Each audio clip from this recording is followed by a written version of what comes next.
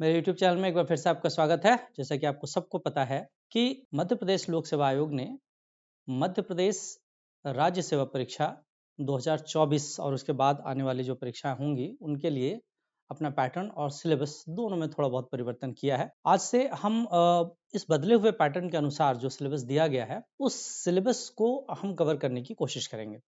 देखिए, मध्य प्रदेश प्रारंभिक परीक्षा इसमें किस तरह के क्या चेंजेज हुए हैं इसके संबंध में जो है मैं एक वीडियो पहले ही डाल चुका हूँ। आप प्लेलिस्ट में जाकर उस वीडियो को देख सकते हैं किस तरह के चेंजेज हुए हैं और पुराने पैटर्न से पुराने सिलेबस से ये जो नया सिलेबस है, ये जो नया पैटर्न है किस प्रकार भिन्न है या क्या डिफरेंसेस जो है इन दोनों के बीच हैं, वो मैंने जो है उसमें बताने की कोशिश की है। तो आप प्लेलिस्ट में जाकर उस वीडियो को देख सकते हैं। अब बात है कि ये जो नया सिलेबस जो आया है इसमें मैं आप देखे होंगे यूनिट 10 मैंने जो है डाला हुआ है, अर्थात हम यूनिट 10 से शुरू करने जा रहे हैं। आप सोच रहे होंगे यूनिट 1 से शुरू करना चाहिए था, मैं यूनिट 10 से शुरू कर रहा हूँ। दरअसल यूनिट 10 वो यूनिट है जो 2023 तक जितने भी एग्जाम थे उनमें यूनिट 10 जो है वो एक अलग यूनिट था, अर्थात उसमें सारे संवैधानिक निकाय और सारी संवैधानिक संस्थाएं ये यूनिट हुआ करता था। उस पूरी यूनिट को हटाकर यूनिट 5 में एक पार्ट में जोड़ दिया गया है और एक नई यूनिट जो है दरअसल यूनिट 10 के रूप में 2024 से जो सिलेबस आया है उसमें जो है जोड़ा गया है और इसीलिए जो है मैंने यूनिट 10 को उठाया। देखिए यूनिट 10 में जो है आप देखेंगे तो पूरा का पूरा सिलेबस आपका जो है प्रारंभिक परीक्षा का प्रीलिम्स का पूरा सिलेबस जो है वो 10 यूनिट्स में डिवाइड है, 10 यूनिट में डिवाइड किया गया है। अब 10 यूनिट में डिवाइड है तो आप ये मानकर चले कि आपके सामान्य अध्ययन प्रथम प्रश्न पत्र में कुल मिलाकर 10 यूनिट्स हैं और कुल मिलाकर क्वेश्चन 100 पूछने हैं। तो हम एक मोटा-मोटी जो है डिवाइड करके ये चल सकते हैं कि एक यूनिट से कम 10 क्वेश्चन जो है पूछे जाएँगे। ये हम एक मोटा-मोटी जो है वो मानकर चलते हैं। और आप ये मानकर चलें कि जितने भी यूनिट्स हैं उसमें मध्य प्रदेश का जो पोर्शन है वो ज़्यादा है। अर्थात मध्य प्रदेश का जो सामान्य अध्ययन है उसका पोर्शन बहुत ज़्यादा है। तो ज़ाहिर-सी बात है कि हमें मध्य प्रदेश जो है वो बहुत अच्छे से जो है पढ़ना होगा। और अगर हम एक यूनिट में 10 क्वेश्चन भी मानकर चलते हैं तो 10th यूनिट अकेली जो है उससे 10 क्वेश्चन आने की पूरी संभावना है या हो सकता है उससे भी ज़्यादा आए, क्योंकि मध्य प्रदेश की जनजातियों से संबंधित जो है ये पूरा का पूरा यूनिट है। तो अगर हम इसे बहुत अच्छे से कवर करते हैं, बहुत अच्छे से पढ़ते हैं, तो ये 10 क्वेश्चन तो कम से कम जो है निश्चित रूप से जो है आप सही कर पाएँगे। 10 क्वेश्चन बहुत इंपॉर्टेंट हैं क्योंकि आपको पता है एक-एक क्वेश्चन पर जो है सिलेक्शन रुक रहा है। आप में से कई लोगों का जो है 1 या 2 क्वेश्चन की वजह से जो है सिलेक्शन रुक गया होगा। तो ये यूनिट जो है बहुत इंपॉर्टेंट है अपने आप में। वैसे तो ये यूनिट पुराने सिलेबस में भी था, लेकिन अभी अगर आप देखेंगे तो इस यूनिट में जो है थोड़ी बहुत चीज़ें जो है और बढ़ा दी गई हैं। जैसे पहले जो है अनुसूचित जनजातियों के लिए संवैधानिक संरक्षण ये पार्ट नहीं था, तो इसको जो है इसमें जोड़ दिया गया। इसी तरह से इस सिलेबस में कमोबेश मध्य प्रदेश के अनुसूचित जनजातियों से संबंधित पूरा का पूरा पार्ट जोड़ा गया है, चाहे उनकी जो है संस्कृति हो, चाहे उनकी विशेषताएं हों, उनसे संबंधित महत्वपूर्ण व्यक्तित्व हों, चाहे उनके लिए जो है संवैधानिक संरक्षण की बात की गई हो। तो बहुत सारी चीजें जो है आपको इसमें पढ़नी पड़ेंगी। पहले आपने जितना पढ़ा था अनुसूचित जनजातियों के संदर्भ में, मध्य प्रदेश के संदर्भ में, उससे कुछ ज्यादा चीजें जो है अब पढ़नी पड़ेंगी। अब मेरे लिए जो है ये एक पसंदीदा टॉपिक इसलिए रहा है क्योंकि मैं जब तैयारी करता था तो ऑप्शनल विषय के रूप में मेरे पास जो है एक विषय एंथ्रोपोलॉजी या मानव शास्त्र था। और मानव शास्त्र में विशेष रूप से चूंकि जो है जनजातियों का अध्ययन किया जाता है, इसलिए उस समय जो है मैंने काफ़ी गहराई में जो है मानव शास्त्र पढ़ा था और जनजातियों के विषय में पढ़ा था, तो इसलिए ये एक जो है पसंदीदा मेरा विषय रहा है। संभवतः ये भी एक कारण है कि मैंने जो है इस टॉपिक को सबसे पहले चुना है। तो हम देखते हैं, सबसे पहले जो है अनुसूचित जनजाति की बात करते हैं। अनुसूचित जनजातियाँ क्या होती हैं, जनजातियाँ क्या होती हैं, आदिवासी किनको कहते हैं, है ना? इस पूरे टॉपिक को जो है हम एक-एक करके जितनी भी चीज़ें हैं, सिलेबस में आपका जितने भी टॉपिक्स दिए गए हैं, उन सारे टॉपिक्स को एक-एक करके जो है हम कवर करते चलेंगे। तो यहाँ पर जो है मध्य प्रदेश राज्य सेवा प्रारंभिक परीक्षा 2024 सामान्य अध्ययन प्रथम प्रश्न पत्र इकाई 10 मध्य प्रदेश की जनजातियाँ जिनमें विरासत, लोक संस्कृति एवं लोक साहित्य, ये पूरा जो है आपका सिलेबस है और इसमें जो है अलग-अलग कई सारे जो है टॉपिक्स जुड़े हुए हैं। अब सबसे पहली बात ये है कि जनजाति किसको कहते हैं, अनुसूचित जनजाति किसको कहते हैं? देखिए, जनजातियों को जो है आदिवासी, आदिम जाति, वनवासी, इन नामों से भी जो है जाना जाता है। और इन नामों से जाने जाने का कारण दरअसल ये है कि संभवतः जब कभी भी जो है जब सभ्यता का विकास हुआ होगा, सभ्यता के विकास के बाद ही जो पुरुष इस दुनिया में आए, उन्हें हम आदिम पुरुष के नाम से जानते हैं। और इस लिहाज से अगर हम देखें तो हम अपने आप को जो है सो कॉल्ड सभ्य कहते हैं, सिविलाइज्ड कहते हैं। दरअसल हमारे पूर्वज भी कहीं ना कहीं जो है वो ये आदिम पुरुष ही तो थे। उस लिहाज से हमें भी अपने आप को जनजाति कहना पड़ेगा। हाँ, लेकिन हाँ, ये ठीक है कि सभ्यता के विकास के क्रम में कई बार जो सामाजिक ढांचा हमारा रहा, उस सामाजिक ढांचे में परिवर्तन आता गया और सामाजिक ढांचे में परिवर्तन के फलस्वरूप जो है आज इतनी जातियां, जनजातियां, ये सब जो है अलग अलग एक तरह से जो है हम देखें तो बाइफिकेशंस हो गए। लेकिन क्या आज का सिविलाइज्ड व्यक्ति, उसके पूर्वज क्या जनजाति नहीं थे? क्या आदिम पुरुष नहीं थे? तो ये तो एक सर्वमान्य तथ्य है कि आज के सो कॉल्ड सिविलाइज्ड लोगों के जो पूर्वज रहे वो आदिम पुरुष ही थे। हम आज उन्हीं को जो है जनजाति कह देते हैं, हम उन्हीं को आदिवासी कह देते हैं। जनजाति या आदिवासी किसे कहेंगे, क्या परिभाषा दे दें? देखिए, कहीं पर भी संविधान में अगर जो है हम लोग बात करें तो संविधान में कहीं पर भी जनजाति की परिभाषा जो है वो नहीं दी। लेकिन अगर हम मानव शास्त्रीय दृष्टिकोण से देखें या अगर हम सामान्य शब्दों में देखें कि जनजाति किसे कहते हैं, तो जनजाति का अर्थ है ऐसे मानव समूह जिन्होंने सभ्य समाजों से पृथक रहते हुए, जंगलों में रहते हुए, पहाड़ों में रहते हुए अपनी विशेष सभ्यता संस्कृति को बनाए रखा है। ऐसे तमाम वनवासियों को, ऐसे तमाम पर्वत पठार पहाड़ वासियों को, ऐसे तमाम जंगल वासियों को हम जनजाति कहते हैं। और जब अनुसूचित जनजाति की बात करते हैं तो दरअसल जनजातियों को किसी एक लिस्ट में सूचित कर देना ही अनुसूचित जनजाति कहलाता है। अर्थात जब कभी हम जनजातियों को, ऐसी जातियों को जिन्हें हम जनजाति कह रहे हैं, उन्हें यदि हम किसी एक सूची में सूचीबद्ध कर दें तो इसे हम उस सूची को या उन जातियों को हम अनुसूचित जनजाति कहते हैं। दरअसल भारतीय संविधान के अनुच्छेद 341 में जो जातियां जो है सूचीबद्ध की गई हैं, उन जातियों को हम अनुसूचित जातियां कहते हैं। लेकिन संविधान के अनुच्छेद 342 में जिन जातियों को सूचीबद्ध किया गया है उन्हें हम अनुसूचित जनजाति कहते हैं। देखिए, संविधान के अनुच्छेद 342 में जिन जातियों को सूचीबद्ध किया गया है उन्हें कहीं धर्म के आधार पर सूचीबद्ध नहीं किया गया। जैसा कि जो है आप अनुसूचित जाति में देखेंगे, अनुसूचित जातियों में जिन जातियों को जो है सूचीबद्ध किया गया है उनमें धर्म पंथ एक विशेष जो है महत्व रखता है। लेकिन यहाँ पर जो है अनुसूचित जनजाति में जो है ऐसा कहीं नहीं है। और यदि हम मध्य प्रदेश की बात करें तो मध्य प्रदेश में जो है, मध्य प्रदेश सबसे ज्यादा जनजातीय आबादी वाला प्रदेश यहाँ पर है। और मध्य प्रदेश जो है सबसे ज्यादा जनजातीय आबादी वाला प्रदेश क्यों है, यहाँ जनजातियों का संकेंद्रण जो है वो क्यों रहा है, तो यहाँ ये प्रदेश जो है अगर हम देखें तो ये पूरा का पूरा प्रदेश प्राचीन काल का दक्षिणापथ कहलाता है। दरअसल ऐसा माना जाता है कि जब आर्यों का यहाँ पर आक्रमण हुआ था तो आर्यों के आक्रमण के पश्चात जो द्रविड़ थे वो उत्तरापथ से पलायन करके और दक्षिण की ओर जो है उन्होंने पलायन किया था।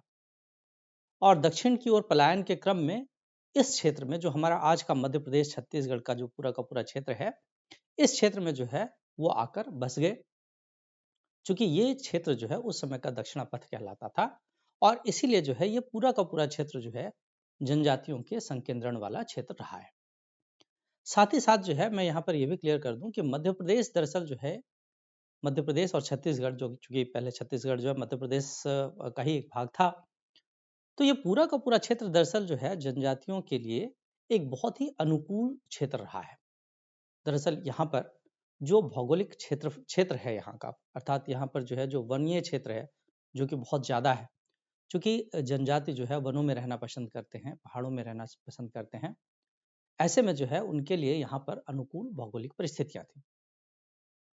और यही कारण है कि जनजातियां जो है यहाँ पर मध्य प्रदेश के इन क्षेत्रों में जो है आकर रहती रहीं और उन्होंने जो है कोशिश ये की कि सभ्य समाजों से पृथक रहते हुए वो अपनी जो विशेष उनकी सभ्यता है, जो उनकी विशेष संस्कृति है, उन सबको जो है वो बनाए रखें। इसका बहुत अच्छा एग्जाम्पल जो है आपको पातालकोट जो है वहाँ पर जो भारिया जनजाति है उनमें देखने को मिलेगा। छिंदवाड़ा जिले में जो है एक पातालकोट एक जगह है जो कि सामान्य जो हमारा धरातल है इस धरातल से काफी नीचे स्थित है। और वहां पर जो है एक बार जब हम लोगों की ट्रेनिंग चल रही थी उस समय जो हम लोगों को वहां जाने का मौका भी मिला था और उस समय जो है भारिया जनजाति के लोगों से भी जो है मिलने का मौका मिला था।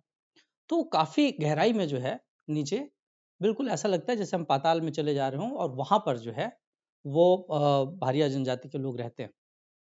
तो आप समझ सकते हैं कि जनजातियां दरअसल जो है अपने आप को सभ्य समाजों से पृथक रहते हुए और अपनी सभ्यता संस्कृति को जो है विशेष जो उनकी सभ्यता संस्कृति उसको बनाए रखना चाहती हैं। भारी जनजाति की और कहानी जो है मैं आगे आपको बताऊं, बहुत इंटरेस्टिंग टॉपिक है, आपको इसमें जो है बड़ा मजा आएगा। अब बात यह है कि मध्य प्रदेश में जो है, चूंकि मैंने अभी आपको बताया कि मध्य प्रदेश जो है जनजातीय दृष्टिकोण से अगर देखें तो सबसे बड़ी आबादी वाला प्रदेश जो है वो मध्य प्रदेश ही है। यहाँ पर जो है 46 मान्यता प्राप्त जनजातियां हैं और 3 विशेष रूप से कमजोर जनजातियां, बैगा, भारिया और सहरिया, ये 3 विशेष रूप से जो है कमजोर जनजातियां या पिछड़ी जनजातियां हैं। दरअसल भारत सरकार ने जो है इस तरह से कई सारी जनजातियों को जो एक विशेष जो स्थिति है उस स्थिति से जो है निचले स्तर पे रह रही हैं, अन्य जनजातियों की तुलना में और ज्यादा पिछड़ी हुई हैं, उन्हें जो है विशेष रूप से पिछड़ी जनजातियों का दर्जा जो है भारत सरकार ने दिया है। इन्हें विशेष रूप से कमजोर जनजातीय समूह या PVTG, particularly vulnerable tribal groups या पीवीटीजी जो है इस नाम से जो है जानते हैं। दरअसल भारत में कई ऐसे जनजातीय समूह हैं जिन्हें अनुसूचित जनजातियों में विशेष रूप से जो है कमजोर के रूप में पहचाना जाता है। सबसे पहले इस तरह से पीवीटीजी या कमजोर जनजातीय समूह, इस शब्द का प्रयोग सबसे पहली बार जो 1960 में ढेबर कमीशन के द्वारा किया गया था। प्रीलिम्स में जो है ये प्रश्न पूछा जा सकता है, इसको याद रखें आप कि सबसे पहले जो है विशेष रूप से कमजोर जनजातीय समूह शब्द का प्रयोग जो है वो किसके द्वारा किया गया था, तो ढेबर आयोग के द्वारा जो है ये किया गया था। और पीवीटीजी जो है ये क्या है, दरअसल पीवीटीजी शोषण, बीमारी और सांस्कृतिक अस्मिता के प्रति सबसे अधिक संवेदनशील है, अर्थात ऐसे वल्नरेबल ग्रुप्स जो जिनका शोषण ज्यादा हो सकता है, जो तमाम तरह की बीमारियों से ग्रस्त हो सकते हैं, जिनकी सांस्कृतिक अस्मिता जो है वो खतरे में रहती है, जिनकी सांस्कृतिक अस्मिता जो है उस पर किसी तरह का जो है कुठाराघात किया जा सकता है या किया जा रहा हो, इस तरह के जो संवेदनशील जो जनजातियां हैं उन जनजातियों को ही पीवीटीजी कहते हैं। ये जनजातियां जो है जो सामान्य जनजातियां हैं उन जनजातियों से की का जो रहन सहन का स्तर है उससे भी निचले रहन सहन वाले स्तर में जो है ये सब रह रहे हैं। ये तमाम जो आदिवासी समूह हैं जिनको हम कमजोर वर्ग में शामिल करते हैं, ये तमाम तरह से तमाम कारणों से विलुप्ति के कगार पर हैं। कई तो ऐसी भी जनजातियां हैं जो विलुप्त होने के कगार पर हैं, जैसे आपने सुना होगा अंडमान निकोबार में जो है ओंगे हैं, शोम्पेन हैं और जावे हैं, इस तरह की जो जनजातियां हैं वो विलुप्ति के कगार पे हैं। और क्यों है, दरअसल भौगोलिक अलगाव, साक्षरता का निम्न स्तर, प्रौद्योगिकी का पूर्व कृषि स्तर, घटती जनसंख्या, ये सब बहुत सारे ऐसे कारण हैं जिसकी वजह से जो है ये जनजातियां जो है विलुप्ति के कगार पर हैं। इन्हीं समूहों को जो है आदिम जनजातीय समूह भी कहा जाता है। वर्तमान में भारत सरकार ने जो है 75 इस तरह से विशेष रूप से कमजोर जनजातीय समूहों की पहचान की है, जिसमें से मध्य प्रदेश में अगर हम देखें तो बैगा, भारिया और सहरिया, ये 3 विशेष रूप से जो है पिछड़ी जनजातियां जो है मध्य प्रदेश में मानी जाती हैं। अब अनुसूचित जाति, दरअसल जनजातियों को अनुसूचित करने का अर्थात लिस्ट करने का श्रेय जो है वो साइमन कमीशन को जाता है। साइमन कमीशन के प्रतिवेदन के आधार पर ही भारत शासन अधिनियम 1935 की धारा 309 में सबसे पहले जो है अनुसूचित जातियों को अनुसूचित किया गया था, जनजातियों को जो है अनुसूचित करने का काम किया गया था। तो ये प्रश्न जो है ये भी पूछा जा सकता है, आप इसे भी याद रखें कि सबसे पहले जो है जनजातियों को अनुसूचित करने की सिफारिश जो है किसने की थी, तो ये साइमन कमीशन ने की थी। दूसरा प्रश्न ये पूछा जा सकता है कि सबसे पहले जो है अनुसूचित जनजातियों को कब अनुसूचित किया गया था, तो ये भारत शासन अधिनियम 1935 की धारा 309 में जो है वो इन्हें अनुसूचित किया गया था। अनुसूचित जनजातियों के लिए एक शब्द, जैसा अभी मैंने बताया कि अनुसूचित जनजातियों को आदिवासी, वनवासी, आदिम पुरुष इन नामों से भी जाना जाता है, तो इनके लिए आदिवासी शब्द का प्रयोग जो है सबसे पहले अमृतलाल विठल दास ठक्कर, जिन्हें ठक्कर बापा के नाम से भी जाना जाता है, उन्होंने सबसे पहले जो है वो आदिवासी शब्द का प्रयोग किया था। तो ये भी एक प्रश्न जो है बहुत इंपॉर्टेंट यहाँ पर बनता है कि सबसे पहले आदिवासी शब्द का प्रयोग जो है वो किसने किया था। तो सबसे पहले आदिवासी शब्द का प्रयोग जो है वो अमृतलाल विठल दास ठक्कर, जिन्हें ठक्कर बापा के नाम से भी जाना जाता है, उन्होंने किया था। दरअसल आदिवासियों के लिए, जनजातियों के लिए अगर किसी ने सबसे ज्यादा कार्य किया है, किसी ने सबसे ज्यादा जो है उनके साथ समय व्यतीत किया है भारत में, तो वो ठक्कर बापा माने जाते हैं। और इसीलिए ठक्कर बापा का नाम जो है वो विशेष रूप से जो है अगर हम देखें आदिवासियों के संदर्भ में भी अगर हम देखें तो विशेष आदर सम्मान के साथ जो है उनका नाम लिया जाता है। तो ये कुछ सामान्य सी जो है बातें जो जनजातियों के संदर्भ में हो सकती थी, वो मैंने आपको बताया।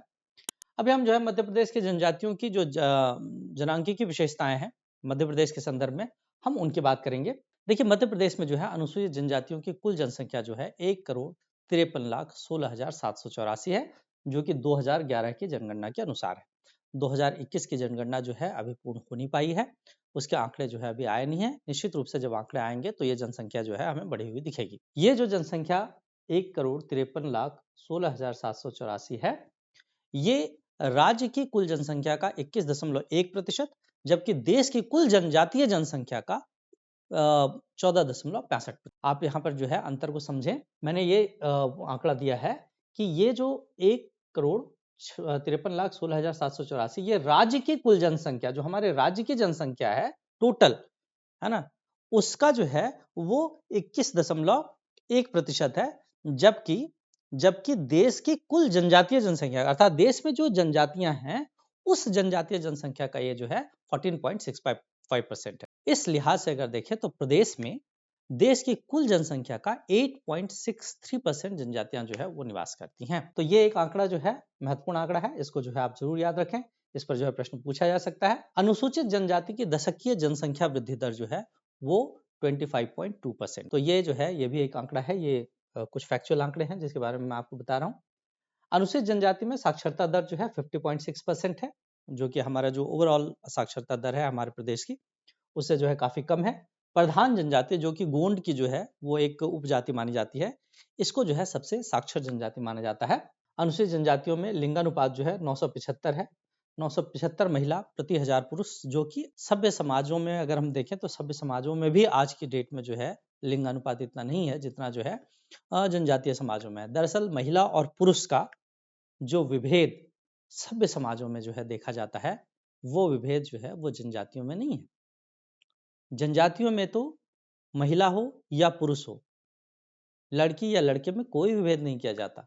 ये यहाँ पर जो है सभ्य समाजों को जनजातीय समाजों से सीखने की आवश्यकता है। आज हम अगर देखें तो हमारे प्रदेश के ही कई क्षेत्रों में, विशेष रूप से जो हमारा उत्तर पश्चिम का क्षेत्र है जिनमें भिंड मुरैना ऐसे जिले आते हैं, इन क्षेत्रों में जो है लिंगानुपात काफी कम है। और बालाघाट जैसे क्षेत्र जो कि जनजातीय क्षेत्र है, वहां लिंगानुपात सबसे ज्यादा हो रहा है।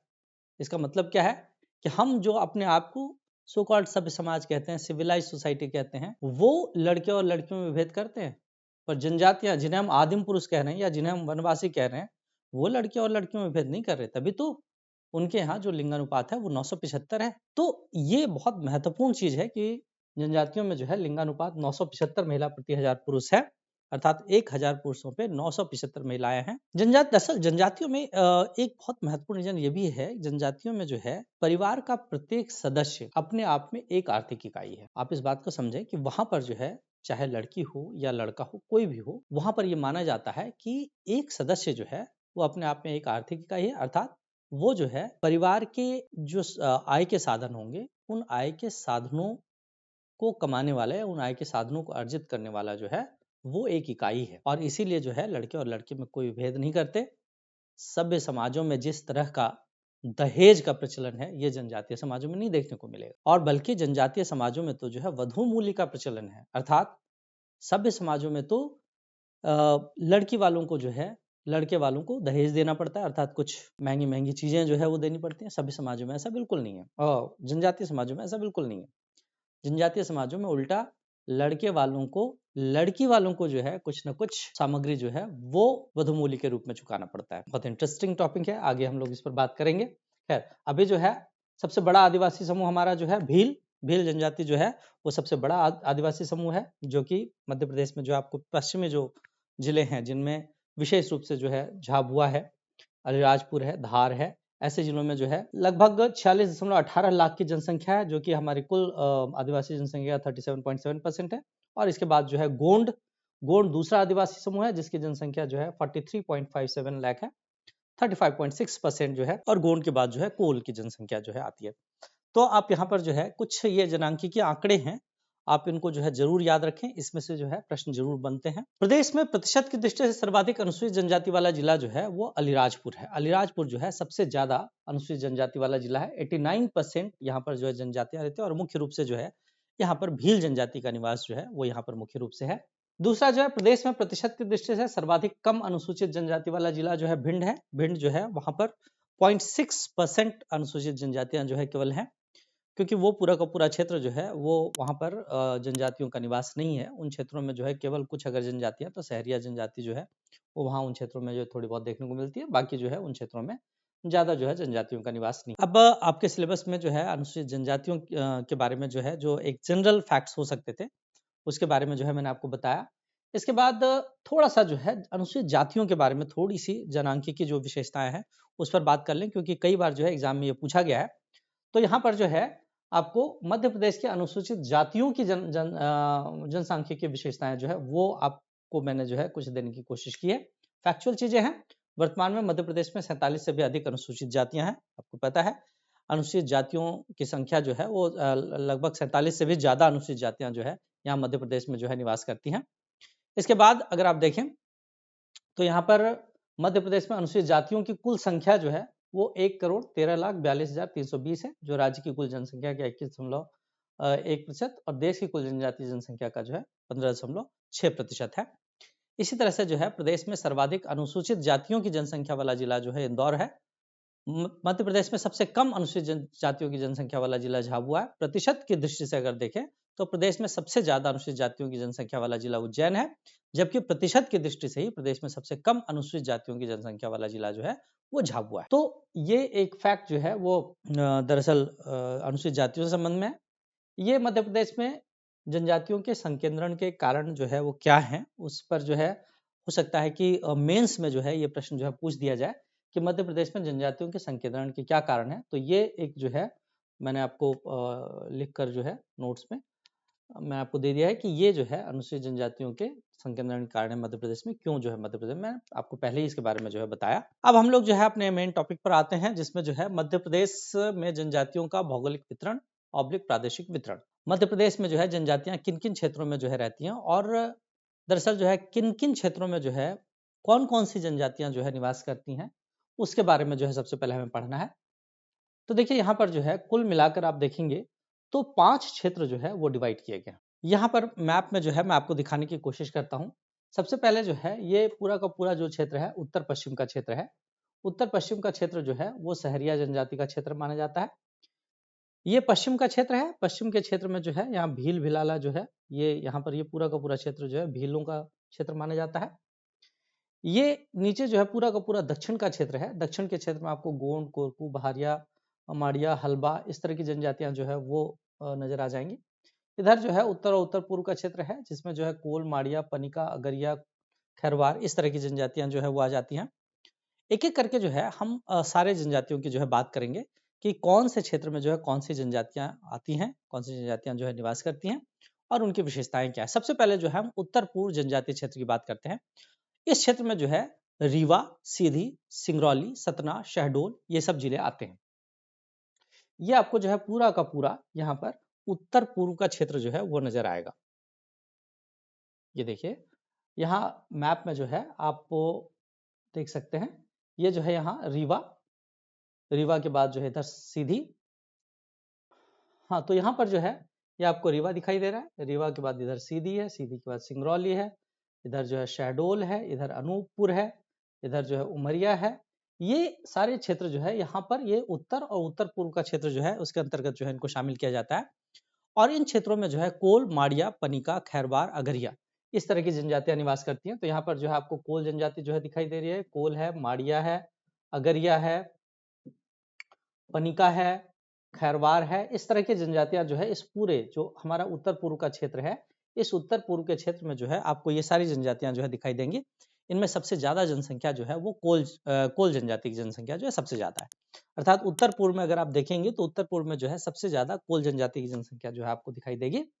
और कोल जनजाति की जो है उपजातियां रोतिया, रोतेला, इस तरह की जो उपजातियां हैं, हम विशेष रूप से जो है कोल जनजाति के बारे में जो आगे पढ़ेंगे, है ना, डिटेल में हमने जो है पूरा पढ़ना है। अभी हम थोड़ी थोड़ी बात जो है यहाँ पे जान लें। तो कोल की उपजातियां जो है रोतिया, रोतेला, ये सब हैं। यहाँ पर जो है कोलों का मुख्य जो व्यवसाय है, कृषि जो है इनका मुख्य व्यवसाय होता है। इनमें जो है अन्य जनजातियों की अपेक्षा ज्यादा राजनीतिक चेतना पाई जाती है। कोल जनजाति दरअसल जो है एक ऐसी जनजाति है जिनमें अधिक राजनीतिक चेतना पाई जाती है। अर्थात यहाँ इसके लोग जो है थोड़े पढ़े लिखे होते हैं। यहाँ पर जो है इनकी अपनी एक पंचायत होती है और इनकी पंचायत को गोहिया कहते हैं। प्रश्न में कई बार पूछा गया है कि इनमें से किस जनजाति की पंचायत को जो है गोहिया कहते हैं, तो कोल जनजाति की पंचायत को जो है गोहिया कहते हैं। इनके प्रमुख देवता दूल्हा देव और बैरम देव वगैरह हैं। ये सब हम आगे और डिटेल में पढ़ेंगे। पूछा भी जाता है कि दूल्हा देव इनमें से जो है किस जनजाति के देवता है। इस तरह से जो है हिंदू रीति रिवाज से भी जो है ये अपना जीवन यापन करते हैं। तो इस तरह से अगर हम देखें तो ये पूरा का पूरा क्षेत्र जो है कोल, माड़िया, अगरिया, पनिका, खैरवार, इन जनजातियों का क्षेत्र जो है उत्तर पूर्व का क्षेत्र है मध्य प्रदेश का। उसके बाद जो है हम दक्षिण के जनजातीय क्षेत्रों की बात करेंगे। यहाँ पर जो है आपको नीचे जो है पूरा का पूरा जो है दक्षिण का जनजातीय क्षेत्र जो है वो दिखाई दे रहा है। इसके अंतर्गत मुख्य रूप से मंडला, बालाघाट, सिवनी, छिंदवाड़ा, बैतूल, होशंगाबाद, ये सारे क्षेत्र जो है नजर आएंगे। यहाँ पर जो है आपको मंडला, बालाघाट, सिवनी, छिंदवाड़ा, बैतूल, होशंगाबाद, ये पूरा का पूरा क्षेत्र जो है आपको दक्षिण में जो पूरा का पूरा है ये आपको जो है इधर नजर आएगा। और दक्षिण में जो जनजातियां पाई जाती हैं, दक्षिण में मुख्य रूप से जो है भारिया, बैगा, माड़िया, हलबा, ये जनजातियां जो है यहाँ पर आपको दिखाई दे रही हैं। भारिया, माड़िया, है ना, इधर जो है भारिया, इधर हलबा, इधर बैगा, है ना, कुछ मात्रा में जो है गोंड, थोड़ी मात्रा में जो है इधर गोंड पाए जाते हैं, ज्यादा नहीं होते। गोंड थोड़ा ऊपर जो है पाए जाते हैं।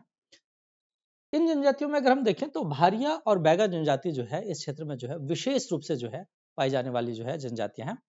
और भारिया और बैगा जनजातियां वो जनजातियां हैं दरअसल जिन्हें मध्य प्रदेश में विशेष रूप से पिछड़ी जनजाति का दर्जा दिया गया है। भारिया जनजाति के लिए मैंने आपको भी बताया कि भारिया जनजाति जो है वो मध्य प्रदेश में छिंदवाड़ा जिले के पातालकोट क्षेत्र में जो है ये जनजाति पाई जाती है। और ये सबसे आदिम जनजातियों में से जो है एक मानी जाती है। स्थिति ये है कि ये पूरा का पूरा क्षेत्र, अगर आप पातालकोट कभी गए हों, मैं आपको जो है पातालकोट निश्चित रूप से जो है आगे जो हमारे सिलेबस आएगा उसमें जब हम पातालकोट के बारे में पढ़ेंगे, भारिया के बारे में पढ़ेंगे, तो मैं वहां पे गया था। उस समय के कुछ फोटोज, वीडियोज वगैरह मेरे पास हैं, वो मैं जरूर आपको जो है दिखाने की कोशिश करूंगा कि किस तरह से जो है ये लोग वहां पर जो है निवास करते हैं। बिल्कुल धरातल से नीचे कई फीट गहराई में जो है ये जनजाति रहती है। और एक बार सरकार ने जो है इनके विस्थापन का प्रयास किया था और ये कोशिश की थी कि क्यों ना इस जनजाति को जो है ऊपर लाकर इनके लिए विशेष रूप से जो है वो घर वगैरह बनाकर और इनको जो है ऊपर बसाया जाए। और सरकार ने काफी पैसा खर्च करके इनके लिए जो है घर वगैरह बनाया। लेकिन लेकिन कुछ दिनों बाद वापस ये जनजातियां जो है अपने उन्हीं क्षेत्रों में जो है उसी पातालकोट वाले क्षेत्र में जो है चली गई। सरकार ने जो है मानव शास्त्रियों की मदद ली और सरकार ने जो है मानव शास्त्रियों से जानने की कोशिश की कि भाई ऐसा क्यों हुआ, हम इन्हें इतनी अच्छी सुविधाएं दे रहे हैं फिर भी ये लोग फिर से जो है उन्हीं वन वाले क्षेत्र में, जंगली क्षेत्र में क्यों चले गए। पातालकोट अगर कभी आपने देखा हो तो पातालकोट का जो पूरा क्षेत्र है उसमें जो पूर्व का हिस्सा है वो पूरा का पूरा जो है इनकी बसाहट का हिस्सा, और पश्चिम का पूरा का ही पूरा हिस्सा जो है वहां पर वन, बहुत हेवी जो है वो फॉरेस्टेशन है वहां पर। और वहां पर जो है ये जनजातियां ये मानती हैं कि वहां पर जो है उन देवी देवताओं का, उनके देवी देवताओं का निवास है। और इसीलिए जो है उनका ये मानना है कि हम यहाँ ऊपर कैसे रहेंगे, हमारे देवी देवता तो जो है वहां नीचे निवास कर रहे हैं। और इसीलिए जो है अपने देवी देवताओं को छोड़कर जो है वो ऊपर रहने को जो है राजी नहीं हुए, वो वापस जो है उसी पातालकोट क्षेत्र में जो है वो पहुंच गए थे। तो खैर जब भारिया पढ़ेंगे हम लोग भारिया के बारे में तो और डिटेल में जो है मैं इसके बारे में बताऊंगा। इसी तरह से जो है बैगा जनजाति जो है, बैगा जनजाति मंडला जिले में जो है बैगाचक के जंगल हैं, तो वहां पर जो है बैगाचक के जंगलों में जो है ये जनजाति जो है वो पाई जाती है, जिसे हम बैगा कहते हैं।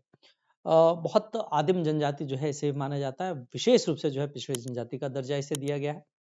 अब हम तीसरा जो है अगर अपना क्षेत्र देखें तो हम पाएंगे कि हमारा जो तीसरा जनजातीय क्षेत्र है वो पश्चिम का जनजातीय क्षेत्र है। और पश्चिम के इस जनजातीय क्षेत्र में जो है आपको दिखाई देगा, यहाँ पर जो है झाबुआ, अलीराजपुर, धार, बड़वानी, इस तरह के क्षेत्र जो है आपको यहाँ दिखाई देंगे।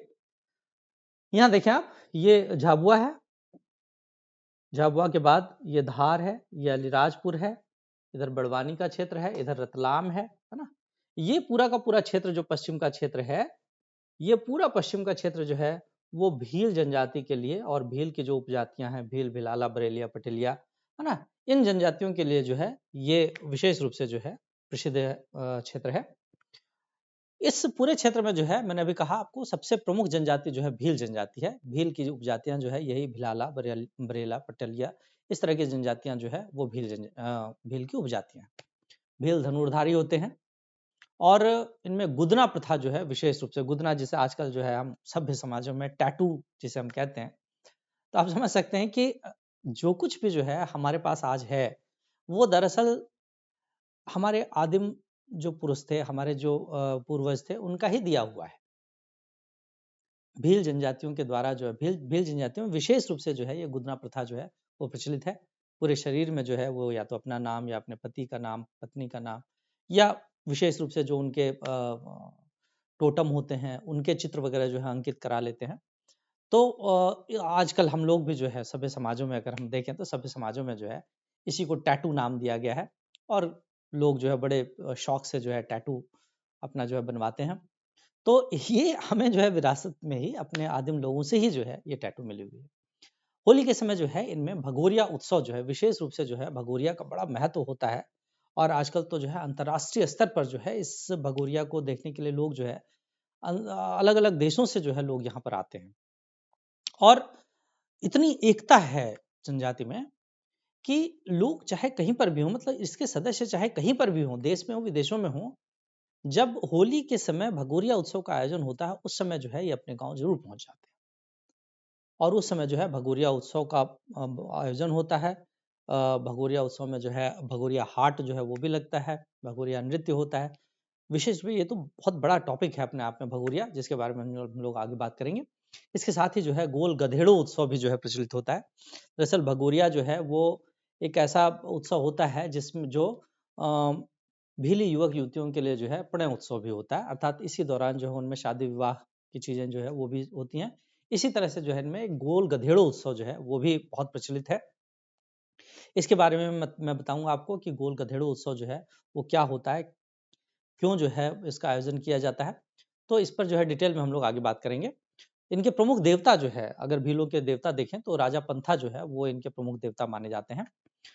अब हम लोग मध्य जनजातीय क्षेत्र की बात करें। मध्य जनजातीय क्षेत्र के अंतर्गत मुख्य रूप से जो है बैतूल, होशंगाबाद, जबलपुर, हरदा, नरसिंहपुर, रायसेन, यहाँ पर जो है आपको, यहाँ से हम लोग बात करेंगे तो यहाँ पर जो है आपको जबलपुर जो है नजर आ रहा है, यहाँ जो है नरसिंहपुर नजर आ रहा है, यहाँ रायसेन नजर आ रहा है, इधर सीहोर है, इधर जो है होशंगाबाद है ना, इधर सागर का थोड़ा एरिया है। तो ये पूरा का पूरा क्षेत्र जो है आप देखें तो ये मध्य का क्षेत्र माना जाता है, अर्थात मध्य का जनजातीय क्षेत्र है, जहाँ पर गोंड, कोरकू, ये जनजातियां जो है मुख्य जनजाति के रूप में जो है वो मानी जाती है। यहाँ की मुख्य जनजातियां जो है वो गोंड और कोरकू हैं, और इस लिहाज से जो है गोंड तो इस क्षेत्र की जो है सबसे प्रमुख जनजाति है। मध्य प्रदेश की दूसरी सबसे बड़ी आबादी जो है वो गोंड जनजाति की है। इसकी प्रमुख उपजातियां जैसे गोंड की जो है प्रमुख उपजातियां प्रधान, ओझा, सुलहास, नगारिच, ये सब हैं। विवाह की दूध लौटावा प्रथा, इनमें जो है विशेष रूप से जो है वो मामा और बुआ के लड़के लड़कियों के बीच जो है विवाह का प्रचलन है, जिसे हम दूध लौटावा प्रथा कहते हैं। इसी तरह से जो है अविवाहित युवक युवतियों की एक संस्था घोटुल, जिसको हम आज का जो आधुनिक क्लब जिसे हम कह देते हैं, ये क्लब या पब जो भी हम आज कहते हैं, जहाँ पर जो है युवक युवतियां जाते हैं, डांस वांस करते हैं, है ना, वाइन वाइन पीते हैं, तो ये सब कुछ जो है दरअसल कोई बहुत नई चीज या बहुत नया कॉन्सेप्ट नहीं है। ये आदिम पुरुषों के द्वारा जो है जमाना पहले से जो है इन सब चीजों का जो है आयोजन किया जाता रहा है।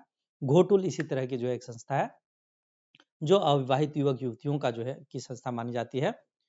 यहाँ पर लोग जो है आप आपस में जो है मिलते जुलते हैं और एक दूसरे से जो है जान पहचान होती है। लोग जो है अपने संस्कृति का आदान प्रदान कर, सांस्कृतिक जो भी उनकी किस्से कहानियां होती हैं उनका आदान प्रदान करते हैं। साथ ही जो है उनको यौन संबंधी प्रशिक्षण भी जो है वो इस घोटुल नामक संस्था में दिया जाता है। तो इस तरह का जो है अपना एक अपनी अपनी ही तरह की एक संस्था जो है वो ये आदिवासी युवक युवतियों की, अविवाहित युवक युवतियों की जो है एक संस्था होती है जिसे हम घोटुल कहते हैं। आधुनिक क्लब जिसे हम कह सकते हैं, है ना? तो क्या होता है ये भी जो है विशेष रूप से हमें घोटुल के बारे में भी जो है हम विशेष रूप से अध्ययन करेंगे कि क्या होता है ये, किस तरह से जो है उनमें ये सारी चीजें प्रचलित होती हैं। और सबसे लास्ट में जो है अगर हम देखें तो सबसे लास्ट में हमारे जो उत्तर पश्चिम का जनजातीय क्षेत्र है जिसके अंतर्गत मुख्य रूप से ग्वालियर, भिंड, मुरैना, शिवपुरी, टीकमगढ़, छतरपुर, सागर, ये पूरा इलाका जो है आपको नजर आएगा, जिसमें यहाँ ग्वालियर है, मुरैना है, भिंड है ना, अ, दतिया का क्षेत्र है, शिवपुरी है, इधर श्योपुर है ना, गुना, अशोकनगर, ये क्षेत्र भी जो है इसके अंतर्गत आते हैं। कुछ हद तक जो इधर टीकमगढ़, छतरपुर, निवाड़ी, यहाँ तक भी जो है ये सहरिया जनजाति का निवास जो है होता है। मुख्य रूप से जो है अगर हम देखें तो श्योपुर जो है वो सहरिया जनजाति के लिए जो है मुख्य रूप से मुख्य क्षेत्र है। और यहाँ पर जो है कोटा तक, यहाँ शिवपुरी में, श्योपुर से और इधर राजस्थान का पूरा क्षेत्र है। राजस्थान में जो है कोटा तक जो शाहाबाद के जंगल है वो इनका जो है मुख्य निवास है। वैसे जो है छिटपुट जो है ये इन पूरे क्षेत्रों में जो है सहरिया जनजाति का निवास जो है वो होता है। सहरिया जनजाति जो है सबसे आदिम जनजाति मानी जाती है और इसीलिए जो है सहरिया जनजाति को भी विशेष रूप से पिछड़ी जनजाति का दर्जा जो है वो दिया गया है। ये जनजाति जो है जंगलों से जड़ी बूटी जो है वो एकत्रित करती है, शहद एकत्रित करके अपना जीवन यापन करती हैं। हिंदू देवी देवताओं की पूजा जो है वो इनके द्वारा जो है किया जाता है। साथ ही साथ जो है सहरिया जनजाति के बारे में कहा जाता है कि सहरिया जनजाति जो है वो बड़े गंदे तरीके से रहती हैं। सहरिया जनजातियों में कहते हैं कि एक होली में नहाने के बाद फिर जो है संभवतः दूसरी होली में नहाते हैं। एक कहानी कही जाती है। अ, अब वो संभवतः ये चीज़ नहीं रही होगी। साथ ही साथ जो है ये कहते हैं कि चूँकि बहुत गंदे तरीके से रहते हैं इसलिए ट्यूबरकुलोसिस या टीबी रोग जो है वो इनमें बहुत आम है। तो बहुत प्राचीन जनजाति जो है ये भी एक सहरिया जनजाति है। इसके बारे में भी हम डिटेल में जो है आगे चलकर जो है पढ़ेंगे। तो इस तरह से अभी जो हमारा एक टॉपिक था जिसमें हमें ये पढ़ना था कि जनजातियों का जो है भौगोलिक वितरण, अर्थात मध्य प्रदेश में जो है जनजातियां कहाँ-कहाँ, कौन सी जनजातियां किन-किन जिलों में जो है निवास करती हैं, इसके बारे में पढ़ना था। तो मोटे तौर पर जो है हमने देख लिया कि सबसे पहले जो है यहाँ उत्तर पूर्व का पूरा क्षेत्र है जिसके अंतर्गत रीवा, पन्ना, रीवा, सीधी, सतना, सिंगरौली, उमरिया, शहडोल, अनूपपुर, है ना? ये पूरा का पूरा क्षेत्र जिसमें जो है कोल, माड़िया, अगरिया, पनिका, खैरवार, ये जनजातियां जो है यहाँ पर निवास करती हैं। दूसरा हमने देखा पश्चिम का क्षेत्र जिसमें जो है झाबुआ, अलीराजपुर, बड़वानी, धार, रतलाम, ये पूरा क्षेत्र है जहाँ पर भील जनजाति जो है वो निवास करती है। दक्षिण का क्षेत्र जो है पूरा का पूरा हमने देखा जिसमें मंडला, बालाघाट, सिवनी, छिंदवाड़ा, बैतूल, हरदा, है ना, खंडवा, ये पूरा क्षेत्र था जिसमें गोंड और भारिया, माड़िया, हलबा, बैगा, ये सारी जनजातियां रहती हैं। इनमें भारिया और बैगा महत्वपूर्ण जनजातियां थी। मध्य का क्षेत्र हमने देखा जिसके अंतर्गत जो है जबलपुर है या रायसेन है या नरसिंहपुर है, होशंगाबाद है, ये पूरा क्षेत्र जो है गोंड और कोरकू जनजाति के लिए जो है प्रसिद्ध है। और यहाँ पर जो है उत्तर और पश्चिम का पूरा क्षेत्र जो है जो कि सहरिया जनजाति के लिए प्रसिद्ध है। तो आज के वीडियो में, आज की क्लास में जो है हम इतना ही रखते हैं। नेक्स्ट क्लास में जो है हम अनुसूचित जनजातियों के लिए संवैधानिक संरक्षण की बात करेंगे। हाँ, मैं यहाँ पर ये भी बता दूं आपको कि मैं साथ-साथ ही जो है जो ऑब्जेक्टिव टाइप क्वेश्चंस हैं, इससे रिलेटेड जितने भी ऑब्जेक्टिव टाइप क्वेश्चंस हैं, उसके अलग से वीडियो जो है मैं अपलोड करता जाऊँगा। तो अलग से जो है आपको ये पूरी वीडियोज़ या ये पूरी क्लास लेने के बाद आपको कहीं कोई किताब पढ़ने की आवश्यकता नहीं होगी। थ्योरी के साथ-साथ पूरा का पूरा ऑब्जेक्टिव टाइप इसकी प्रैक्टिस भी जो है मैं साथ-साथ में ही करवा दूँगा। और मेरी कोशिश रहेगी कि आपके एग्ज़ाम में जो 10 प्रश्न जो है, 10 या हो सकता है उससे भी ज़्यादा जो इससे आएँ, वो जो कुछ भी मैं बता रहा हूँ, जो कुछ भी मैं पढ़ा रहा हूँ, इससे ही आ जाए। ये मेरी कोशिश ज़रूर रहेगी।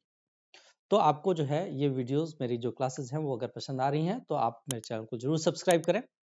इससे पढ़ाने वाले को भी जो है एक प्रोत्साहन मिलता है, उसको भी जो है पढ़ाने में भी अच्छा लगता है। ज़्यादा वीडियोज़ लोग देखते हैं तो उसे लगता है कि हाँ, एक सैटिस्फैक्शन, एक सेंस ऑफ सैटिस्फैक्शन जो है वो उसको मिलता है। साथ ही साथ जो है जो दूर-दराज के क्षेत्रों में जो बच्चे हैं, उनको भी जो है इसका लाभ मिलता है। आप इसलिए जो है वीडियोज़ को जो है शेयर करें ज़रूर, चैनल को सब्सक्राइब करें। आज के लिए इतना ही। थैंक यू, धन्यवाद।